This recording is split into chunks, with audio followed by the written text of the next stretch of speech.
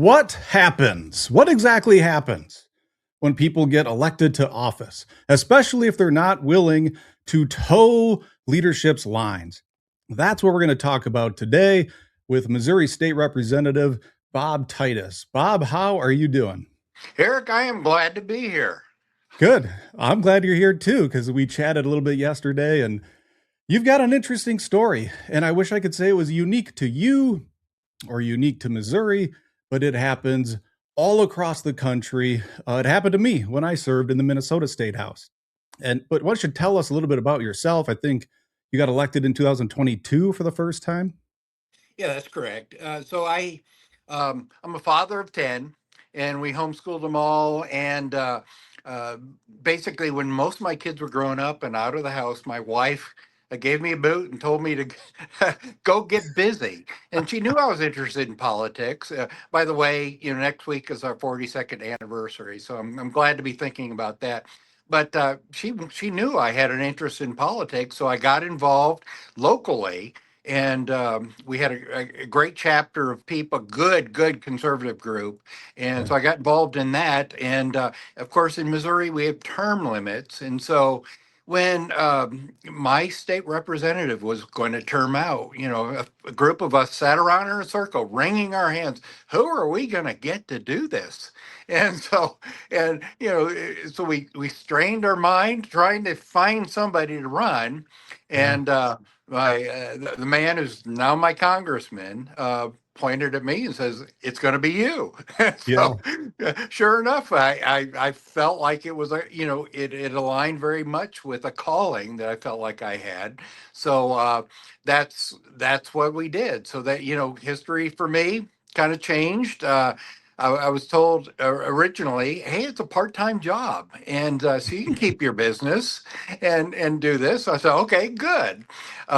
So I filed to vote or filed to run, and and I had an opponent who was actually very well positioned in the primary to get the majority of the vote, but within a month he backed out. Oh, And wow. so I think I was well positioned as well because I had a prominent business in the area, and I think that's probably the reason why he backed out. But so I ended up, it was a real wonderful situation where I had no opponent in the primary and no opponent in the general election, Yep. and that was the first time around. This my reelection in 24, it was almost a repeat of that. I had a Democrat file to run against me in the general, but when I had a private conversation with him, he says, "Look, I'm not going to do anything because I'm just running because my party told me to." And he Oh, really didn't. wow. He really didn't do anything. So it was an easy ride for me. Wow, an But honest politician, an honest Democrat politician. That is amazing that they admit to their political opponent, hey, I'm not really doing this under serious terms. I'm not going to do anything. Oh, that's well, hilarious to me. yes, and I mean this guy's probably one of the most conservative. I don't want to make him mad, but one of the most conservative Democrats because my county, my district is one of the most conservative districts in the whole state, Yeah. and so in that sense, I think he knew it was a losing battle, and so it was an easy ride for me. But Yeah. this year it's a little different. Yeah, it sounds like it. So I'm curious. I love hearing people's political origin stories because so many people sit on the couch, watch Netflix all day, have no idea what's going on in the world, or they'll say they don't care about politics. But you know what? Politics cares about them. Like, then they are affected by politics. So good on you for standing up and saying, all right, if no one else is stepping up to the plate, I'll go out there and I'll do it myself, which is a path I'm quite familiar with. So tell me about you get elected in 2022, some new thing. It's kind of like a new job, right? I think that's how I like to describe it to people. It's a new job you're starting. You get into the Capitol, you're bright eyed, bushy tailed, time to deliver on all these great campaign promises. What was the real world like that kind of maybe slapped you in the face when you started to get into the Capitol and do the work and meet some colleagues?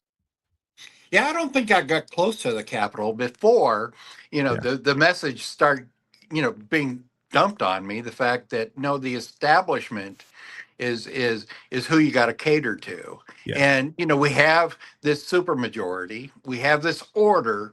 It's really important that we support that and that we respect each other and that we don't dare say anything that's contrary to what the establishment wants. And so Yeah. yeah, I that was a message that hit me long before I got here, and it was Oh. reinforced once I did arrive.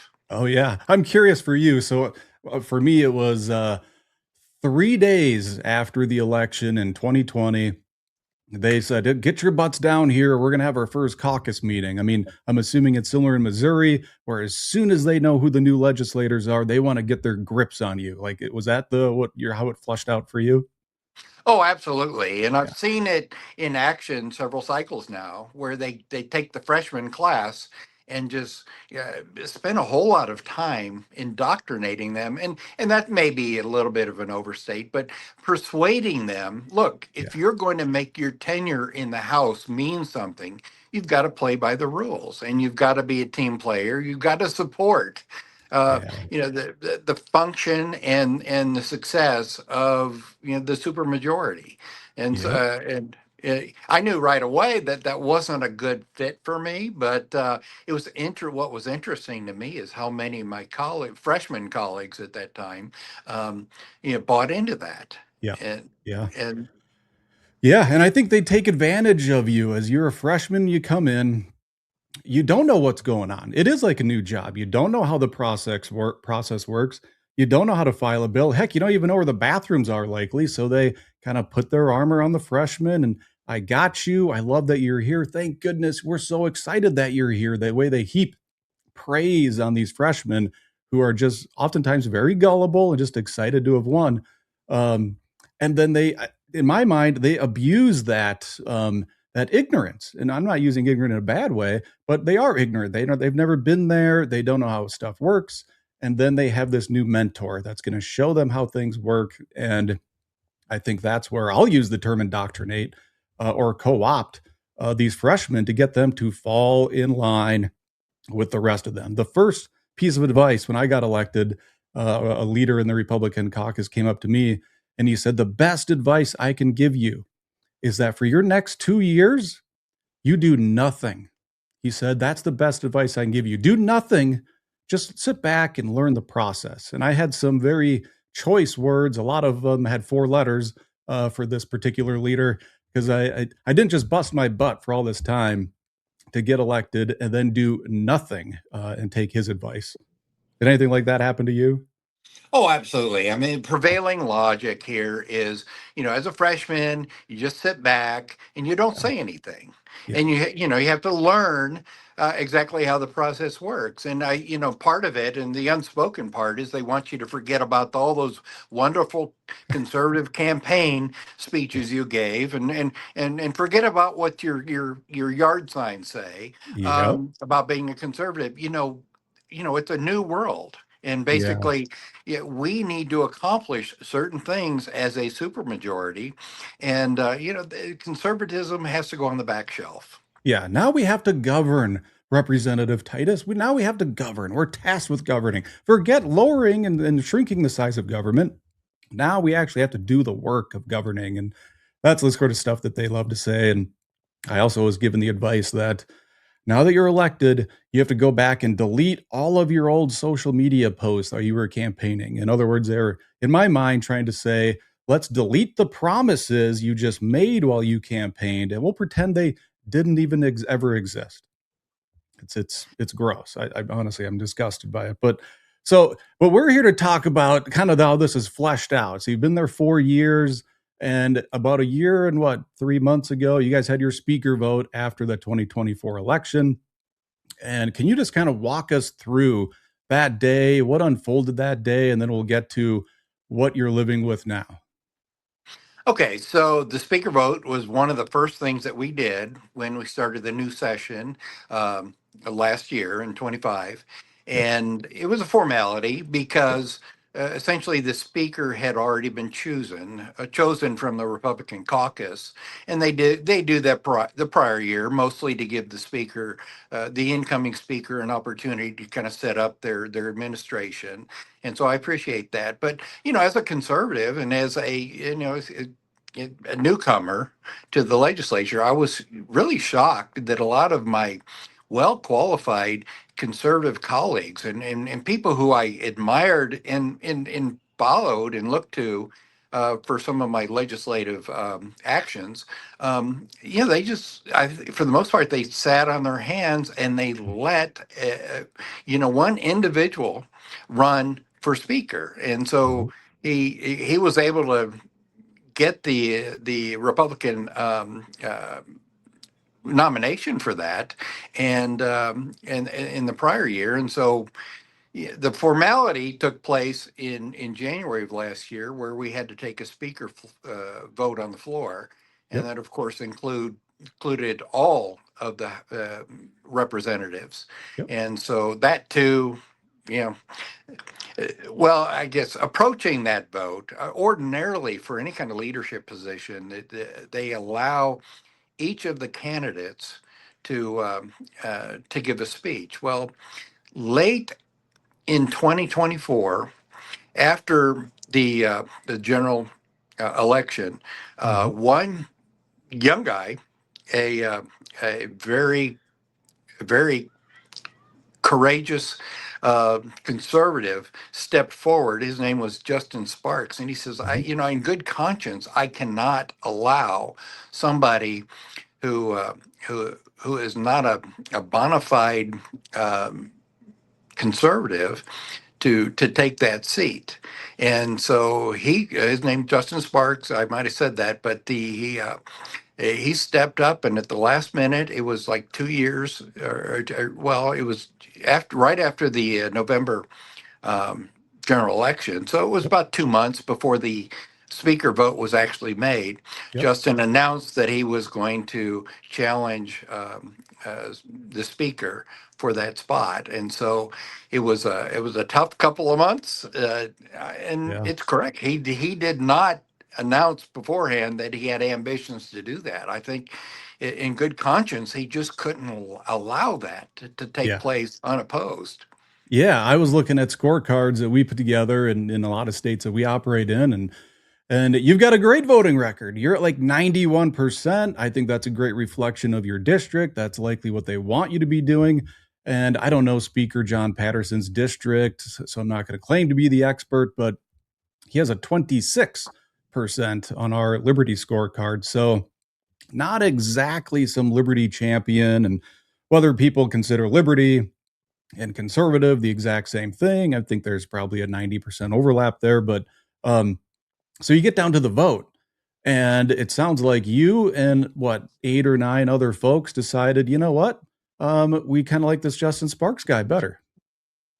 Yeah, there were 10 of us altogether that Mhm. voted for Justin Sparks. And of course, that left 154 of our colleagues in the House chamber to vote for John Patterson. So we're looking at that right here. Yes. It's easier to display the no's here. So the no in this journal in Missouri for the Missouri House are essentially votes for Justin Sparks as speaker. So you've got what, Mazzy Christensen, you've got yourself here. There's Justin voting for himself, and 6 other folks here. Brian Wolfen, another really good Liberty legislator in Missouri. So out of this list, well, before I get there, what's the blowback been since you cast that vote? Because it sounds like there's been something brewing for these last, what, 15 months or so. Okay, and it was predictable, and I think this is Yeah, something that I anticipated and yeah, signed up for, so I'll take responsibility for that. nice. But as a result of this, I got removed from my committees. Okay. Oh, And and it was made known that there was no bills that I would file that would move forward. And I have to say that the other people who voted in similar manner all had a similar experience. And So it's been 2 years. I'm at the tail end of that, and hopefully it Yeah. doesn't continue where these reprisals for my vote have have been in place, and so it's been an uncomfortable couple of years. But again, this is what I signed up for, uh, Yeah. and it's politics. It is. It is politics. That is politics through and through. It is, it's a numbers game. It's a, politics is the adjudication of power, the process of determining who has power, who's building power, who's losing power. And frankly, I feel like your willingness to do stuff like this shows a willingness to expose some of the shenanigans that happen, and not just in Jefferson City. The same thing plays out in every capital, certainly in Washington, D.C. as well, probably at, a hundredfold worse than what happens in the States. So I thought this would be a great opportunity to talk about this and really share this message with people that, if let's just say your opponent, because it sounds like now there's a primary challenger that you have, and a lot of the other folks who voted for Justin Sparks for speaker also have primary opponents. And you've got this rock solid voting record, especially compared to Speaker Patterson's voting record. And odds are, if I'm your primary opponent, I'm messaging on things like Bob Titus is ineffective. Bob Titus can't get anything done. He had no bills heard. He can't even sit on a committee. And what they're going to likely be intellectually very dishonest about is the blowback is from the speaker. It's from leadership who is trying to sabotage and neuter you in order to empower somebody who is more than likely going to just do whatever John Patterson or future leadership, because I think isn't Patterson running for Senate now, I believe. Yes, he is. Yeah. So the machine, the establishment would much rather have somebody who's going to follow the orders, fall in line, don't make any noise, just do what you're told to do, and you'll be here for a long time. Is that kind of the sentiment you would expect over these next couple months? Yes, I do. And again, I don't have any fingerprints Yeah. to demonstrate that John Patterson had a hand in arranging these primary opponents, but Yep. there's a strong correlation between those who opposed Patterson as speaker and those who drew primary opponents. And it's Yeah. not, I'll tell you what, look at my colleagues who voted as I did. It's not because of any lack of qualification on their part. They're Yep. very sharp, shrewd people Yeah. who understand the cause of liberty.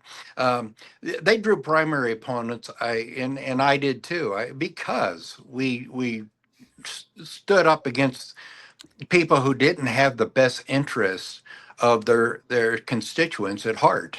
Yeah. And there's a big need. People vote for a representative because they think that's a person who's representing, their philosophies, their thoughts, their rights, their liberties. But unfortunately, people come up here and that gets side railed, and but people back home still assume that their Mhm. rights and their liberties Yep. are well represented. And Yeah. they need to know that Yeah. there is an establishment. It's There's true. a yeah, there's Yeah, it's there's a totally true. lot. This is why scorecards are so important from reputable organizations, because there are no shortage of organizations out there whose real role is just to safeguard the establishment, safeguard the apparatus. So they'll manufacture scorecards that make everybody look like some absolute conservative or liberty warrior when they just conveniently leave out their most egregious votes. So even not all scorecards are equal. We try to be very diligent with our scorecards to make sure these are the big consequential votes that are going to really infringe or expand people's liberties in states like Missouri. Yeah, no, that's important. It's really good to have somebody tracking it like that, especially somebody with the experience and the judgment to make an effective call. Because, I kind of joke about it. People back home are distracted by unimportant things like, jobs, their family, Right, right. their, yeah, all these other things that people, obviously are rightfully engaged in and trying to do very effectively. And they trust that the people that they send to Jefferson City or even Washington, D.C., for the most part, are going to do the right thing. And they need to understand that you can't take that for granted. You have to know Yeah. who your what your representatives stand for. And I'm glad, in my case, that the scorecard shows that you know my my activity as their state representative aligns very closely Yep. with the political philosophies of my district. Yeah, I think that's great.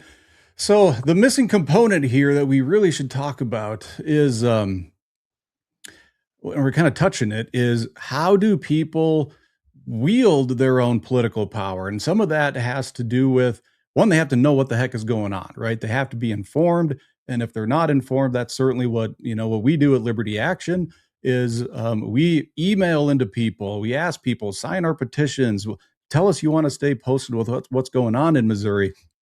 We'll gladly keep people abreast with what votes are coming up, how people are voting, who are the legitimate liberty warriors in each state, who are the folk, the fakes and the frauds and the ones that talk a big game, but then they turn out and vote like a John Patterson votes. A 26% on a Liberty scorecard is not a good thing. That's means 74% of the time they're voting an anti-liberty position. I doubt that's what the speaker's constituents would love to hear. But so I'll create a little bit of a call of action here, and I want you to jump in. So if you're out there, you're listening to this thing, and you're wondering, well, maybe your blood's boiling, and you're like, what can I do about this? One, kind of wake up and stay informed. Sign up for our emails from Liberty Action. I'm assuming Representative Titus here has some sort of email communication that you send out with legislative updates. Is that something you guys do? Oh, absolutely. Yes. Okay. Keeping people informed is the best way to show how much we appreciate their support. And it's essential. Yeah, and then staying informed and getting educated on your state and your state's politics and how these people actually vote in your capital is one thing, but then you've got to turn that into action and start to call your legislators, email your legislators. Once you inform yourself with how poorly or how great they're voting, reach out to them, thank them. If they are one of the people like Representative Titus here, who's got a great 91% on his scorecard, reach out to Representative Titus and say, you know what? Thank you. Thank you for standing tall for our liberties in Missouri. Because, I know it's tough to get these emails, and I wish I always got more of them. It's hard to be that principled legislator casting principled votes when the rest of your body, your legislative body, is likely voting the opposite direction. So it's very difficult. Frankly, it's lonely. I don't know if you ever feel lonely, Bob, but it's a lonely thing to be a principled legislator in a capital. No, without a doubt it is. I mean, people trust when they've sent me up here and sent you up there at one time. They trust that you're going to do the right thing. And I mean, they don't check with you to make sure you're doing the right thing Right. unless they're looking at the scorecards. But I'll tell you what, the opposition to liberty, they are very organized and they are Yeah. slamming legislators with emails and they come by our office regularly. Yeah. And, for a legislator who doesn't have their head screwed on straight, they're going to think, well, that's the predominant way of thinking. Yeah. And they need to stay related to the people back home, the people they represent, Yep. the causes. I mean, this is why I serve, because I have a bunch of kids and they're going to remain in the state long after I'm gone, and Yeah. a bunch of grandkids. We need to save the state. We need to save the country from these derelict ideas that are Yeah. coming from nowhere. But as I mentioned, they're very organized Yeah. efforts to try to corrupt liberty as we have it in America. Yeah. Well, that's okay. So that's maybe a great way to fully pivot here. And then we can start to wrap this up because you're right. That is what scares a lot of legislators to fall in line. They look at leadership and they realize they're highly organized, they're funded, they have massive lists of people, they have a big audience. So if you're out there watching this, you can mimic what they're doing. Get organized. Start building lists of people who are like minded. Activate these people. Come up with your own activism events. Realize legislator so and so votes like a liberal Democrat. Great. Go door knocking in that district. Email into that district, have events in that district. You can get organized yourself as activists. And frankly, that's what we spend a lot of time here at Liberty Action doing is training activists and training legislators on a lot of these same tactics. So, if you're out there and you want to get organized, I would love to talk to you. You can reach out to me. You can email us at Liberty Action. We'll happily get you invited to webinars. We want to see the Liberty movement balloon in size all across the country in every state to the point where legislators have no choice but to listen to the Liberty movement because they have a new political reality. So, influencing the political reality of the politicians is paramount. So you are not helpless. The vast majority of the political power in this country lives in the hands of the people, but they just need to learn how to wield that power. And I am personally and organizationally at Liberty Action, we're happy to help you do so. What are your thoughts on all that I just laid out, Bob?